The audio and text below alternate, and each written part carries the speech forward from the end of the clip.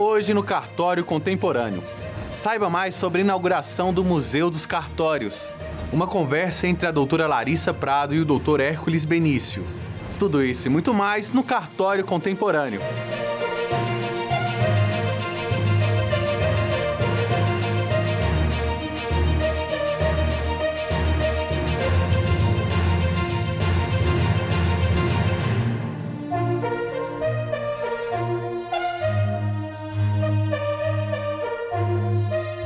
Com o objetivo de resgatar e registrar a história brasileira pela via documental, a Confederação Nacional de Notários e Registradores, CNR, está criando o Museu Nacional dos Cartórios. O objetivo é reunir documentos relevantes sobre o Brasil, figuras históricas, autoridades, líderes locais importantes, entre outros.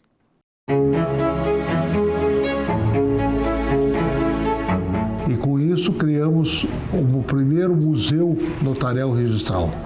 O museu foi criado no intuito de que não se apagasse a história da atividade notarial registral.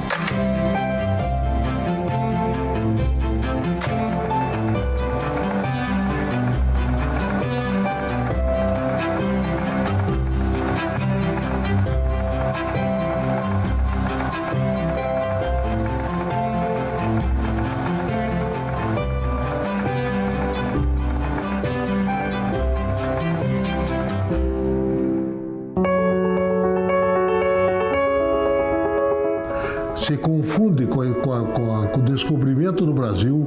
A primeira escritura foi a ata de Pero Vaz de Caminha no descobrimento do Brasil.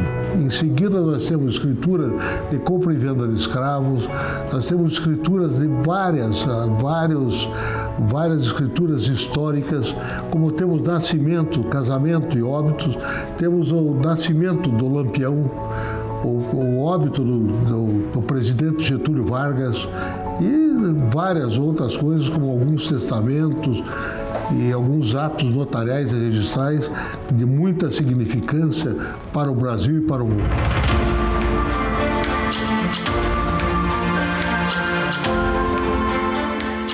Recebeu a doação da biblioteca do Antônio Carlos Penteado através do seu filho, Cacato.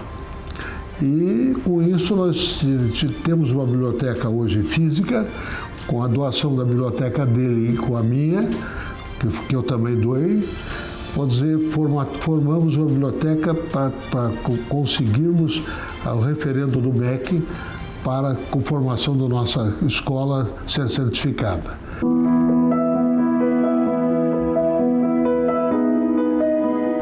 O museu.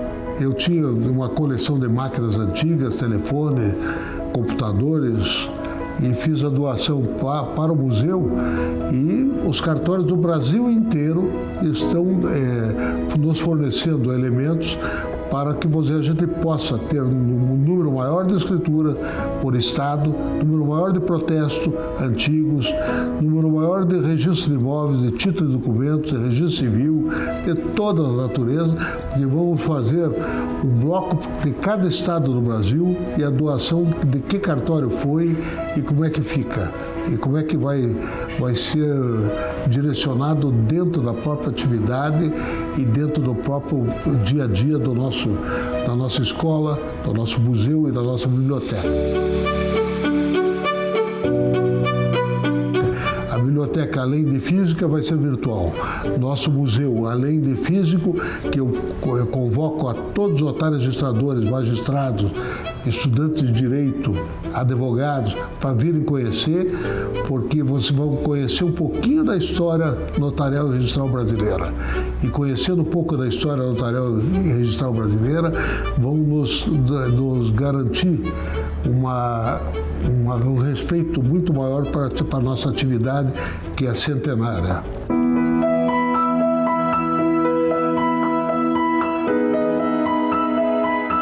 A importância dos cartórios para a sociedade é porque os cartórios hoje e sempre deram a segurança jurídica a todos os atos do cidadão brasileiro.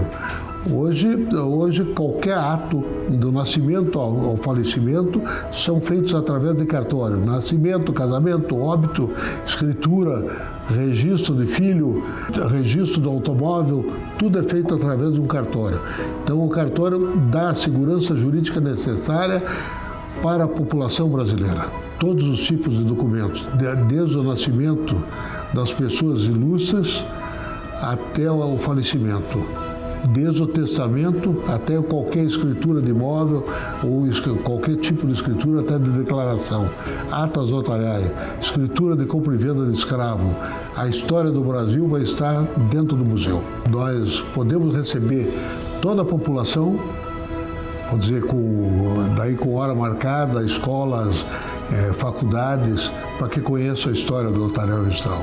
Mas vai ser aberto ao público e online também, onde nós vamos disponibilizar online através da rede da internet, para que todas as pessoas que queiram pesquisar algum ato notarial registral antigo que possa estar no nosso acervo para servir tanto as faculdades, as escolas, para trabalhos escolares, como também para o conhecimento de advogados, de juristas de qualquer espécie.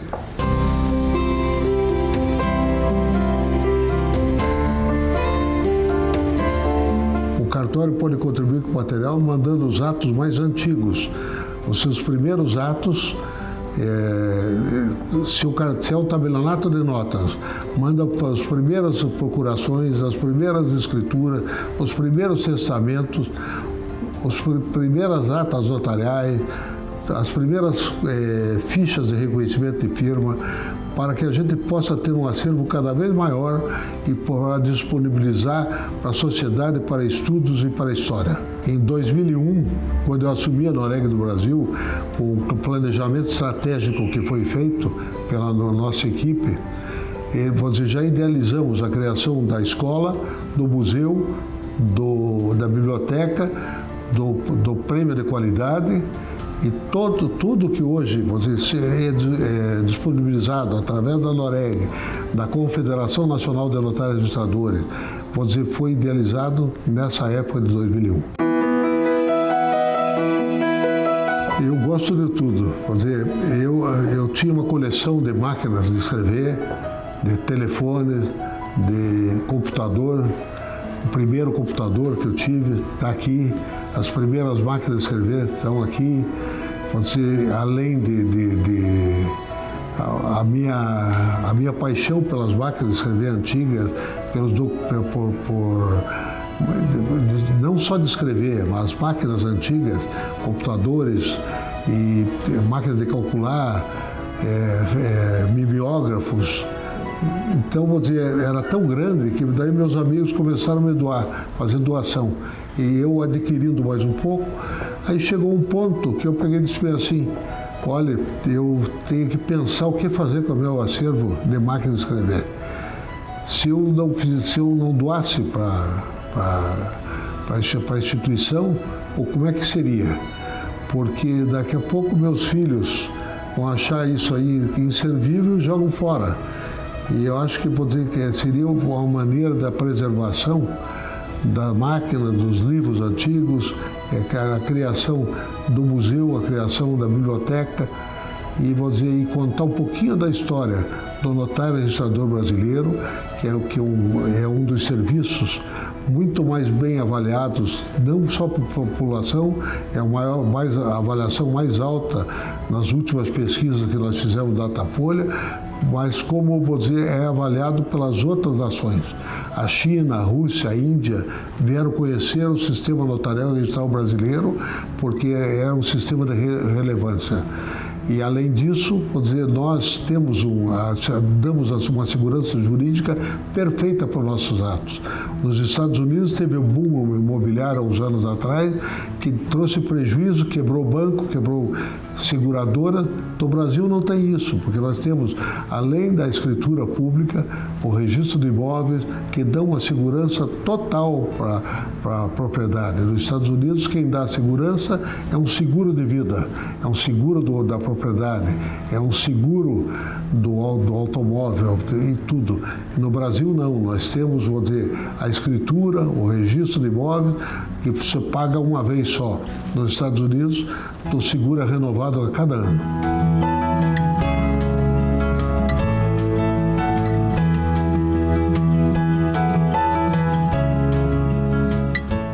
Os cartórios que quiserem enviar suas contribuições devem entrar em contato pelo e-mail museu@cnr.org.br ou pelo telefone 61 3963 1555. Os mesmos canais de comunicação estão disponíveis em caso de dúvidas.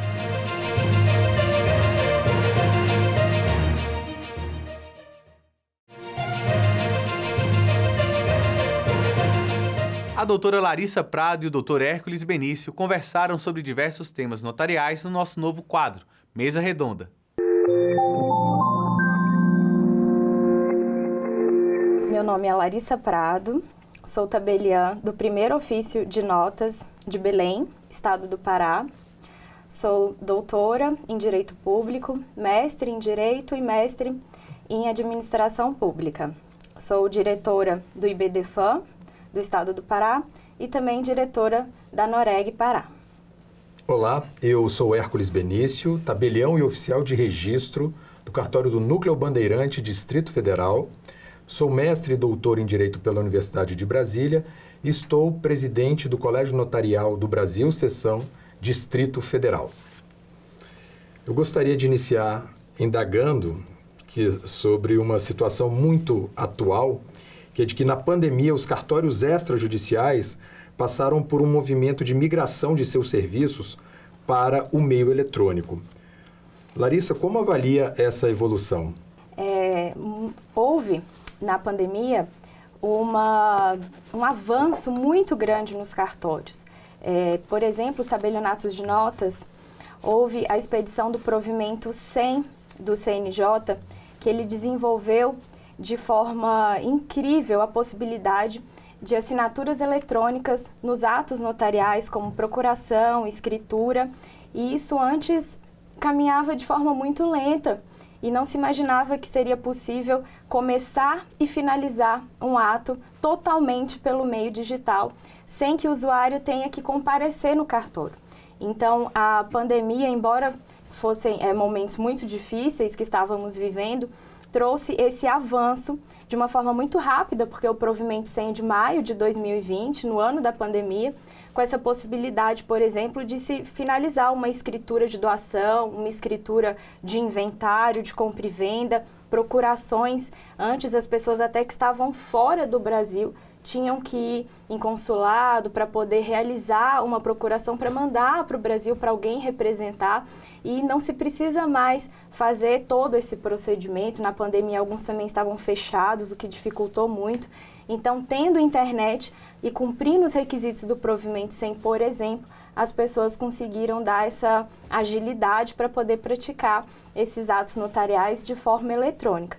E de maneira muito interessante, foi muito louvável a iniciativa do Provimento 100 de dar a possibilidade do ato híbrido. Então, não se engessou apenas o ato com todos os participantes, um inventário, por exemplo, que tem vários herdeiros, todos devem assinar com certificado digital. Não, pode a pessoa assinar ainda como sempre se fez, de próprio punho, a caneta no cartório, e outra que não está presente na localidade do cartório, onde está acontecendo aquele ato, ela pode fazer o ato também de forma híbrida.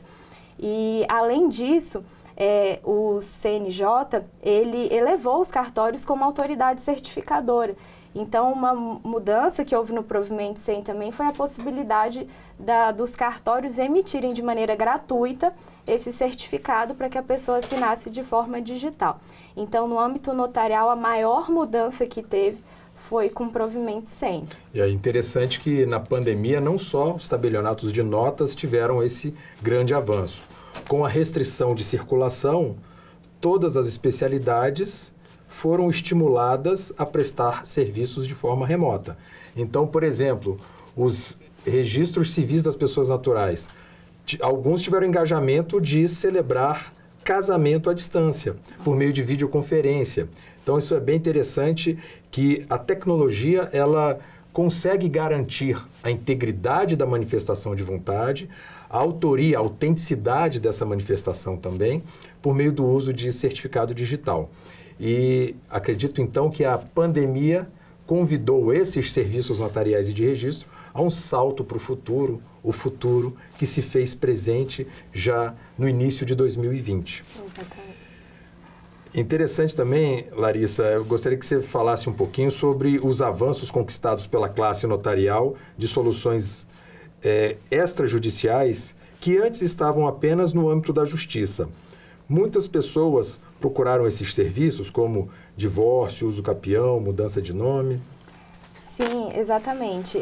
Desde a Lei 11.441, outros provimentos também do CNJ, houve não essa migração, pois o Poder Judiciário continua podendo praticar esses atos, mas abriu-se uma porta para que esses atos como divórcio, inventário, cumpridos os requisitos, também fossem realizados em âmbito extrajudicial. Então, a população, tanto os usuários quanto os advogados que são procurados também, orientem a população de que não apenas a sentença do juiz é o documento válido, não se precisa, para ter acesso à justiça, que é um direito constitucional, procurar apenas o Poder Judiciário, quando se pode também concluir essa demanda e obter a satisfação do seu direito na via extrajudicial. Então, os cartórios, eles colaboram com essa possibilidade de se finalizar um divórcio, uma uso capião, uma adjudicação compulsória, um inventário, também no meio extrajudicial, com a entrega da escritura pública, finalizando com o registro, com a mesma segurança jurídica de uma sentença do Poder Judiciário, de maneira mais célere, na maioria das vezes. Isso. Normalmente de maneira mais célere e menos custosa para os interessados. É claro que não há necessidade de incomodar o judiciário quando não houver dissenso, né, entre as partes. Interessante que veio a Lei 14.382 de junho de 2022 e também desjudicializou vários temas, como, por exemplo, a mudança, a alteração do nome, do recém-nascido dentro dos 15 primeiros dias. Antes, quando um pai declarava o nome para o oficial de registro civil, voltava para casa e a mãe não gostava do nome, os interessados teriam que se reportar ao juiz para poder alterar o nome da criança. Agora, se houver consenso dentro dos primeiros 15 dias, já é possível fazer essa retificação. Houve também a possibilidade de mudança de prenome, né, a qualquer tempo depois dos 18 anos. A mudança do sobrenome também agora está muito mais facilitada, sem precisar incomodar o juiz.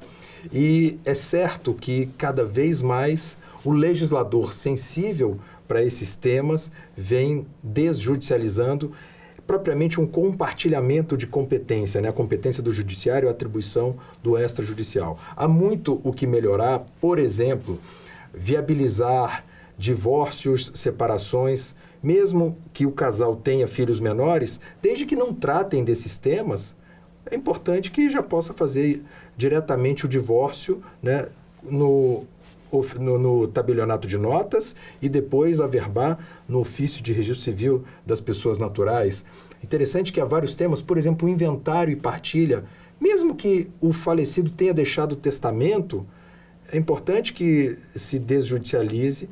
E hoje, grande parte das corregedorias já autorizam isso, né? De que vá ao judiciário tão somente para abrir e validar o testamento e a partilha é feita extrajudicialmente. E quando há interesse de menor ou incapaz? Ora, desde que os herdeiros façam uma partilha ortodoxa, atribuindo a cada qual o seu quinhão, não há por que incomodar o judiciário e o Ministério Público para esse fim. Há muito que se evoluir. Por exemplo, alteração de regime de bens no casamento. Código Civil, lá no 1639, parágrafo 2º, informa que seria necessária uma decisão judicial. Então, a tendência é de que a contribuição do extrajudicial seja cada vez mais prestigiada pelo legislador, jurisprudência e doutrina. E isso é muito interessante porque se verifica em alguns estados que já acontece, por exemplo, como o senhor citou, o divórcio, com filhos menores em comum, já tem essa autorização, inclusive por meio de enunciado da primeira jornada de direito notarial e registral, o que já motiva que as corregedorias de todos os estados da federação mudem os seus códigos de normas para poder direcionar de maneira a uniformizar essa possibilidade para que em todo o Brasil se possa fazer esses divórcios também com o inventário, com o testamento, porque, bem da verdade, são os notários que ajudam os registradores a alterar o direito, porque nós que estamos ali no balcão sentindo as necessidades e impulsionando para que o legislador faça essas alterações de acordo com o que sentimos na prática da necessidade do usuário. Garante-se a segurança jurídica com eficiência, né, com um menor custo, racionalizando procedimentos e não incomodando o juiz quando não houver conflito entre as partes. Bem interessante. O cartório é uma instituição que traz segurança e certeza de eficiência para a população em geral. De que forma o cartório pode colaborar no processo da desburocratização? A gente já falou bastante, mas um pouco mais sobre esse tema em relação à desburocratização. É certo que o senhor citou vários exemplos e o que pode se perceber que todos os atos que o legislador faz esse teste de passar, vamos chamar de teste, de passar para o cartorário, para verificar se vai ser efetivo, se os números vão mostrar que houve um aumento e uma celeridade na resolução daquelas demandas, se vai acontecer, e nós temos como prova de que não houve nenhum ato, me corrija se eu estiver enganada, que foi passado foi aberta essa porta da possibilidade dos cartórios extrajudiciais realizarem divórcio, inventário, adjudicação compulsória, uso capião, e não teve um que deu errado e teve que sair do cartório e ficar apenas no Poder Judiciário. O mais recente foi a adjudicação compulsória, lá no artigo 216b da Lei 6.015, a Lei de Registros, e já está acontecendo. As corregedorias estão se adaptando, providenciando o selo de fiscalização, como que a gente vai fazer para uniformizar uma ata notarial de adjudicação. Então, os cartórios, eles são estruturas preparadas, com a equipe preparada para poder receber, a cada vez que ele recebe, dá certo. E os números mostram, os indicadores mostram que os cartórios são instituições eficientes que tratam para desburocratizar aquela demanda de uma maneira célere e com economia.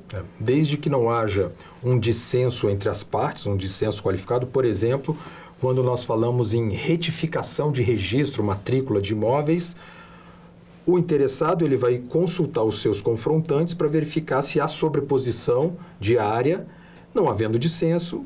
Extrajudicialmente, logo no ofício de registro de imóveis, já é providenciada a retificação.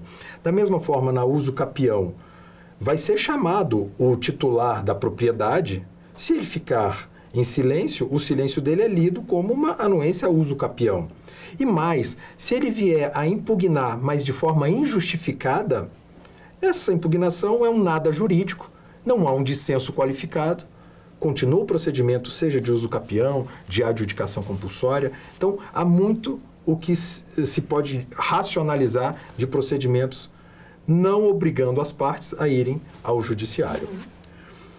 A Lei 11.441 de 2007, ainda nesse tema, que levou aos cartórios os atos consensuais de divórcios, separações, inventários e partilhas, já conta com mais de 1 milhão de atos que deixaram de ser judicializados. O Código de Processo Civil prevê novos atos de desjudicialização direta em cartórios, como mediação, conciliação e uso capião. Como é que a doutora vê essa estratégia para desafogar o judiciário? Esses atos que vão para o cartório, é possível verificar que toda a estrutura do cartório, tanto o tabelião quanto a sua equipe, eles estudam, eles aprendem e eles entregam à população um serviço de qualidade. Até porque, se não fosse assim, as pessoas iam abandonar os cartórios, iam recorrer ao Poder Judiciário, porque iam se sentir mais confiantes com a decisão do juiz. Só que tem uma diferença muito a favor dos usuários em relação ao judicial ou extrajudicial, que é importante lembrar aqui no nosso bate-papo, que no Poder Judiciário, o impulso daquele processo, o tempo daquele processo, as etapas, não dependem das partes. Depende da vara, depende do Poder Judiciário. Já esse poder no extrajudicial, ele está nas mãos dos usuários. Então, entregue toda a documentação no cartório, o cartório vai entregar aquele resultado e vai satisfazer aquela demanda de uma maneira muito mais rápida. Então, a velocidade, o prazo, está nas mãos daquele usuário. Então, assim, é muito mais interessante os usuários poderem decidir e não ficar à mercê da espera, do impulso do processo para poder finalizar a sua demanda. Então, todos esses atos que estão indo para cartório, nós podemos perceber que tem uma satisfação do direito muito mais rápida com uma entrega de um serviço com qualidade e segurança jurídica para o usuário. Exato. E com relação à situação do Poder Judiciário, é inegável, e a Justiça em Números, né, editado pelo CNJ, bem evidencia que há um congestionamento de processos e o que puder evitar de processo, tanto melhor que se resolva numa administração dos interesses, né, privados ali por meio de um agente delegado que tem o conhecimento do direito, que dá segurança, eficácia e publicidade aos atos. Voltamos logo com Cartório Contemporâneo.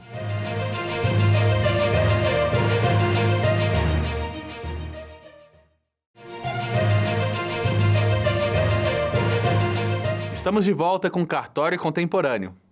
De 2012 até hoje, os cartórios já recuperaram mais de 2 bilhões de reais através do protesto de certidão de dívida ativa, somente para o governo. Como avalia essa iniciativa? O poder público, ele pode sim se valer do serviço de um tabelião de protesto, que vai receber esse título de dívida, que é um crédito para o poder público, e vai intimar o contribuinte da sua dívida. O contribuinte ele vai ter até 3 dias para quitar o valor. E o interessante é que isso tudo é feito extrajudicialmente e há um alto grau de eficiência nessa intimação do contribuinte, que ele espontaneamente vai, né, assim, ele vai ao cartório sem precisar de movimentação do Poder Judiciário. E houve um debate em determinado momento no país se estaria o poder público expoliando o contribuinte por meio do uso do protesto, do tabelionato de protesto, supostamente porque o poder público já contaria com um procedimento todo especial de execução fiscal. O Supremo Tribunal Federal entendeu que sim, é constitucional a norma que foi colocada na Lei 9492 de 97, que trata do protesto de certidões de dívida ativa, dizendo que isso não tem nenhuma inconstitucionalidade. O poder público, tal como os particulares, podem se valer de um serviço de protesto de títulos que gera agilidade e também a satisfação do crédito. O tabelião de protesto, ele hoje presta um serviço muito importante para o país e pode prestar ainda mais e melhores serviços, como renegociação de dívida, previamente, antes de se protestar, chamar as partes para uma negociação. Então, foi um grande avanço essa evolução jurisprudencial e também legislativa, no sentido de permitir, sim, o protesto de certidões de dívida ativa, como também nós temos cada vez mais a possibilidade de recepcionar títulos de forma eletrônica e sem papelizar, né, nós conseguimos a satisfação dos créditos dos interessados. Então, eu acredito, né, Larissa, que de 2012 para cá, cada vez mais os serviços extrajudiciais e, no caso do protesto de títulos aqui em relação às certidões de dívida ativa, vem prestando um papel muito importante para o país e também para a acomodação das relações, né, de crédito e débito. Eu vou agora também para uma outra questão em relação ao tabelionato de notas e os inventários extrajudiciais. A resolução CNJ 452 de 2002 trouxe mudanças que agilizam a realização do inventário extrajudicial. A resolução possibilita a nomeação do inventariante por escritura pública. Foi possível perceber uma maior agilidade do processo do inventário extrajudicial nos tabelionatos de notas a partir desta resolução 452? Sim, essa resolução 452 foi extremamente interessante para os cartórios de notas, para os cartórios extrajudiciais. A resolução 452, ela alterou o artigo 11, que trouxe lá o artigo 11 e seus parágrafos na resolução 35 do CNJ. E outra diferença, já que estamos falando do poder judiciário e do extrajudicial, é possível por escritura pública, como muito bem dito pelo Dr. Hércules, se fazer previamente ao inventário a nomeação dessa pessoa que vai representar o espólio, a nomeação do inventariante. O que, salvo engano, no Poder Judiciário, inicia-se o inventário e nomeia-se o inventariante. No cartório não há essa necessidade. Essa escritura de nomeação do inventariante, ela pode ser feita em 2 momentos. Ele pode ser nomeado antes do inventário ou durante o inventário. E o que houve com a Resolução 452 foi aumentou-se a competência desse. Já tínhamos no CPC as competências do inventariante e uma situação que travava os inventários para que eles ocorressem em cartório é que, diferentemente do Poder Judiciário, que com o alvará se conseguia levantar o valor do falecido em instituição financeira para um pagamento de um imposto, em cartório não. É necessário se adiantar o pagamento dos emolumentos, o pagamento do imposto na Secretaria de Fazenda, para poder se receber aquela escritura de inventário. E a Resolução 452 trouxe a possibilidade do inventariante, com prestação de contas, levantar o valor nas contas do falecido, que estavam travados, esses valores, sem autorização judicial, sem provocar o Poder Judiciário, para pagar os emolumentos do inventário e os impostos do inventário. Então, isso foi uma grande iniciativa do CNJ com a Resolução 452, porque destravou muitos casos de inventários que cumpriam-se os requisitos de consensualismo, de herdeiros maiores e capazes, não poderiam fazer em cartório porque não tinham dinheiro, não tinham recursos para pagar o cartório e não tinham recursos para pagar o imposto, porque sabemos que o inventário, a gente só pode lavrar uma escritura de inventário com pagamento prévio do ITCMD, do Imposto de Transmissão Causa-Mortes. E essa resolução trouxe essa possibilidade, sem incomodar o Poder Judiciário, que se levante esses valores para o pagamento dessas 2 situações e caminhe com o inventário extrajudicial. Excelente. É a atuação do CNJ explicitando, né, a vontade do legislador ao regulamentar, mostrando que é possível, quando o falecido tiver deixado saldo credor em conta corrente, conta investimento, que os herdeiros possam levantar especificamente para pagamento do ITCMD ou dos emolumentos dos... Isso é importante, porque os advogados, por vezes, nos perguntam no balcão do cartório se uma leitura rápida da Resolução 452, que alterou o artigo 11, se pode levantar os valores para pagar os honorários do advogado. Não. Ela foi bem específica, como pontuado, que é para pagar os emolumentos do cartório e o imposto de transmissão causa-morte. Exato. Apesar de a Lei 11.441 de 2007 ter representado um grande avanço, ela não deixava claros alguns pontos do processo para a realização de inventário extrajudicial. Qual a importância da publicação da resolução, a Resolução 35 de 2007 e a posterior 452 de 2002, para a atividade notarial? Por vezes ocorre isso, que o CNJ possui essa competência de regulamentar a matéria notarial e registral. Então, temos alguns exemplos, como esse do inventário, que trouxe essa possibilidade dos inventários serem promovidos em cartório, mas sentiu-se falta do detalhamento do processo na prática. Então, é muito interessante quando o CNJ não deixa só a cargo das corregedorias estaduais para regulamentarem esses detalhamentos. Então, a Resolução 35 de 2007, ela trouxe essa possibilidade de detalhar o divórcio, detalhar o inventário, como que deveria ocorrer no cartório, aqueles pormenores das escrituras que, na prática, quando vamos efetuar e concretizar esse direito, sentimos uma certa necessidade ali do que fazer. E para que não haja essa interpretação divergente de um tabelionato para outro tabelionato, seja até no mesmo estado, é muito interessante, muito louvável a Resolução 35, que trouxe esse detalhamento. Então, podemos nos socorrer para o inventário do Código de Processo Civil, da Lei 11.441, da Resolução 35, da Resolução 452. Todas essas iniciativas vêm justamente para corroborar e trazer melhoria na qualidade e na prática dessas nossas escrituras. Ótimo. É o CNJ buscando uniformizar o procedimento nos vários tabelionatos de notas do Brasil, por exemplo, dizendo para os herdeiros que eles podem escolher livremente o tabelião de notas que irá lavrar a sua escritura de inventário e partilha.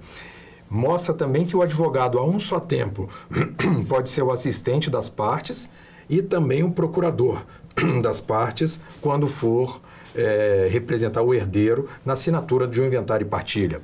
Então, o CNJ anda muito bem nessa forma de regulamentar para padronizar e uniformizar os procedimentos em âmbito nacional. E aqui uma última pergunta para a doutora Larissa. Um dos principais entraves para a realização do inventário extrajudicial é o levantamento de valores em instituições financeiras, que muitas vezes leva advogados a entrarem com ação judicial. Enquanto a Resolução 452 de 2002 irá agilizar esse processo. Isso é muito interessante porque envolve a interpretação das instituições financeiras, a interpretação do cartório. Não sei se aconteceu isso lá no cartório que titulariza, mas lá no primeiro ofício de notas em Belém, logo que saiu a Resolução 452, alguns termos de nomeação de inventariante já prontos, o banco não estava aceitando. Ele pedia que o cartório fizesse uma retificação para incluir de maneira expressa os dizeres do artigo 11 da Resolução 35, alterada pela 452, para que ele se sentisse mais respaldado para poder liberar aquele valor do banco, da conta do falecido, que até então estava bloqueado, que antes eles estavam acostumados apenas por alvará. E agora chega com uma escritura pública, um inventariante falando: banco, me entrega esse valor para eu pagar os emolumentos. Mas me entrega quanto? Outra dúvida que aconteceu também foi: será que a nossa escritura de nomeação de inventariante já deveria mostrar qual o valor do imposto a ser pago na Secretaria de Fazenda, limitando e dando essa segurança ao banco para entregar apenas aquele valor?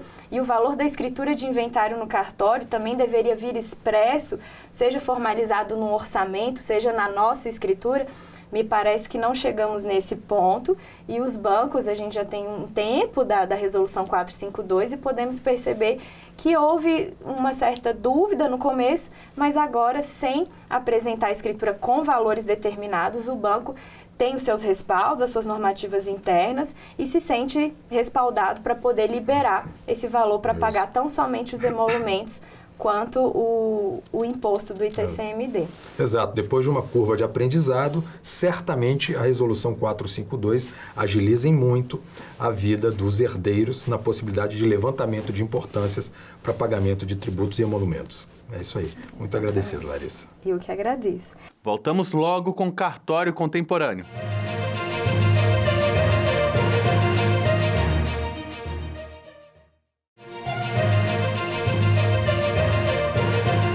Estamos de volta com Cartório Contemporâneo. Ainda nesse assunto de inventário extrajudicial, doutor Hércules, há algum critério para que alguém seja nomeado inventariante no cartório? No cartório há uma liberdade de escolha do inventariante.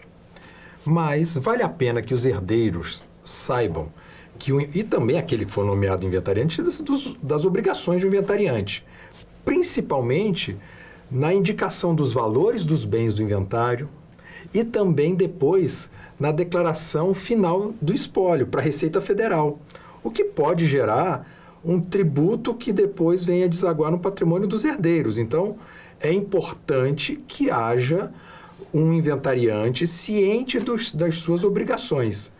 E essa indicação de valores dos bens, isso pode gerar um tributo, que é um imposto sobre a renda, né, que tem a ver com o ganho de capital do espólio. Então, a pergunta é: será que há algum critério? Vale a pena ter critério de proximidade com a família e de indicação dos valores. Na Justiça, o artigo 617 do Código de Processo Civil, ele determina que o juiz irá nomear o inventariante em uma dada sequência. Primeiro o cônjuge ou companheiro, se caso tenha a continuidade, né, o falecimento tenha dissolvido o vínculo afetivo, mas aqueles que estavam convivendo serão os primeiros a serem nomeados inventariantes. Não tendo cônjuge companheiro, vai para o herdeiro que esteja na posse dos bens. Não tendo nenhum herdeiro na posse, vai para outro herdeiro. Então, há uma sequência, uma hierarquia na chamada do inventariante. Já no extrajudicial, a Resolução 35 de 2007 do CNJ, ela deixa aberta a possibilidade de escolha do inventariante. E sendo possível, inclusive, que seja nomeado um terceiro, Sim. de preferência da família, mas é possível que também nos perguntam se pode um terceiro que... O próprio advogado, né? Pode ser nomeado. Isso. É isso. Doutor Hércules, sobre ata notarial nos tabelionatos de notas.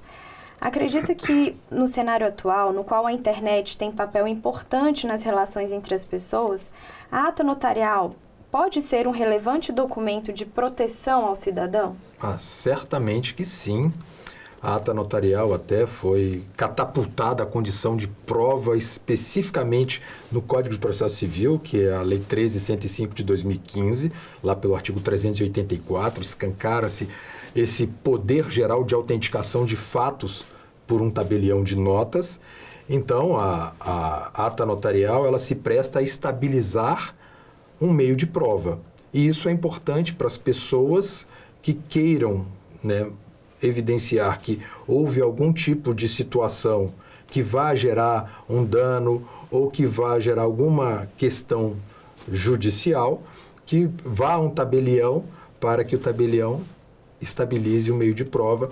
E, basicamente, na ata notarial, o tabelião ele captura com os seus sentidos, seja audição, visão, captura os fatos e coloca numa ata notarial sem floreio, sem adjetivar situações, mas sim, de uma forma objetiva o que ocorreu. E repare que na ata notarial será muito importante também a verificação da hora em que o tabelião verificou determinado fenômeno. Porque pode acontecer de haver alguma alteração, por exemplo, uma página de internet que esteja divulgando algo que venha a ferir a reputação de um certo alguém. O tabelião diz, na hora tal, eu verifiquei, houve essa divulgação. Pode ser que 4 minutos depois, 1 hora depois, no dia seguinte, que essa publicação saia do ar, tenha sido retirada por aquele que divulgou, mas o estrago já fora feito e, por isso, a ata notarial pode ser muito útil para as pessoas. Por isso que é muito interessante alertar as pessoas, como já foi dito que print de WhatsApp, print de internet é meio ilícito, não é aceito. É importante ir a um cartório no calor dos acontecimentos, porque hoje em dia é muito dinâmico a internet, a pessoa pode postar uma coisa ali, 4 minutos depois ela muda, hoje pode editar a mensagem do WhatsApp. Então está muito perigoso. Então, como que as pessoas fazem para si? Não que ela vá usar necessariamente, mas como o Dr. Hércules falou, estabilizar o meio de prova, levar este celular para que ele seja analisado pelo escrevente do cartório. Se for alguma coisa em página de internet, deve ser acessado pelo computador do cartório para que tenha certeza que não houve nenhuma manipulação naqueles prints, naquelas conversas. E o cartorário pode, inclusive, além de colocar a hora, deve colocar a hora, colocar imagens para poder representar com muita... ser bem fiel ao que ele está vendo, além de narrar de forma descritiva e imparcial aquilo que ele está vendo, colocar imagens e até sons podem ser também de maneira... É possível guardar de forma digital algum... Sim, é possível. É interessante que a gente pode ter algum vídeo que vá ter, né, imagens e sons, apresentado esse vídeo que tenha sido divulgado, vamos supor, numa campanha eleitoral e tenha sido divulgado um vídeo com fake news. O fato é que pode ir a um tabelião, o tabelião vai... Por exemplo, o vídeo foi divulgado no YouTube. O tabelião pode baixar o vídeo, assinar com certificado digital. Quando o tabelião assina, ele como que encapsula aquele arquivo e gera-se um número hash, que é o código decorrente da assinatura em determinado arquivo. Esse arquivo com assinatura do tabelião pode ser futuramente aberto pelo juiz e o juiz vai verificar, opa, aqui tem uma assinatura do tabelião. O tabelião lavrou uma ata notarial dizendo que verificou o conteúdo do vídeo, que o vídeo possuía tais e quais falas, e fotos e imagens também, e que na sua assinatura gerou o hash específico. Tudo com muita segurança, usando a tecnologia a favor das partes. Doutor Hércules, em quais situações o uso da ata notarial para constituir prova de fatos a serem levados a juízo pode alcançar um melhor resultado? Em vários. Assim, o motivo de se usar uma ata notarial é diversificado. Então, a ata é um instrumento muito versátil. Basta a gente verificar o seguinte: eu acabo de adquirir um terreno e eu comprei do poder público que prometeu que iria corretamente ter um loteamento com as vias de circulação muito bem estruturadas, e eu verifico que no meu terreno ali ainda falta muito a fazer em termos de infraestrutura. Que tal eu pegar um drone, chamar o tabelião, para que o tabelião estabilize que nas imediações do meu terreno as vias ainda não estão prontas e acabadas? Outra, tem um vizinho invadindo o meu território. O gado do vizinho derrubou a minha cerca e acabou estragando a minha plantação. Que tal eu chamar um tabelião para que ele estabilize o meio de prova? Então, no setor imobiliário é muito. Eu verifico que algum franqueado, ele não mantém um padrão de qualidade da franquia.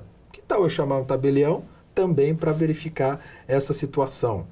Bancos, greve, o funcionário, o gerente quer entrar na agência, há um obstáculo de entrada. Ele vai lá para que o tabelião verifique que houve algum tipo de obstaculização. Há várias questões. Um colaborador, ele reclama numa reclamação trabalhista que precisa se afastar porque há uma lesão de esforço repetido, uma LER, e que ele já não pode mais tocar violão nas noites do meu bar. E eu verifico nas redes sociais deste meu colaborador que ele continua promovendo festas com muitas cantigas. Eu posso ir ao tabelião, verificar que provavelmente a lesão não foi em decorrência de suposto trabalho naquelas noites no bar. Então, assim, é interessante que é uma versatilidade em várias áreas, e essa é a função da ata notarial. E é muito interessante que as pessoas podem se perguntar, mas por que eu deveria fazer uma ata notarial para ter essas provas se eu posso fazer um print e guardar, se eu posso esperar isso, salvar um vídeo e depois futuramente eu vou apresentar? O Poder Judiciário está vendo com bons olhos e aceita de forma de bom grado, muitas das vezes, a ata notarial do que outros prints, testemunhos. A ata notarial tem fé pública, isso é importante lembrar para a população. Ela ainda não é muito conhecida, eu vejo que até advogados não sabem ainda o que é uma ata notarial, confundem até com ato notarial, mas a ata notarial ela veio tipificada no atual Código de Processo Civil e é um documento com fé pública, essa é a grande diferença. Então, é um documento que vai mostrar a realidade daquilo e foge de uma manipulação de uma prova. E o problema todo é a alteração, né, da prova. Repare, tudo que eu falei aqui, as coisas podem mudar de um dia para o outro. A pessoa da franquia pode passar uma maquiagem lá dizendo que está promovendo conforme a orientação. As coisas vão sendo cambiantes, mas é importante que eu possa, em determinado momento, dizer: aquilo aconteceu e, juiz, aquilo me gerou um prejuízo, eventualmente, numa ação de ressarcimento, por exemplo. Doutor Hércules, uma honra poder participar desse bate-papo aqui hoje e ficamos à inteira disposição para qualquer outra oportunidade. E esse foi o Cartório Contemporâneo de hoje. Perdeu alguma parte desse programa? Temos uma reprise toda segunda-feira, 19 horas, na TV Justiça ou no canal do YouTube da CNR. Nos vemos semana que vem, às 19 horas, na TV Justiça, no próximo Cartório Contemporâneo. Até lá!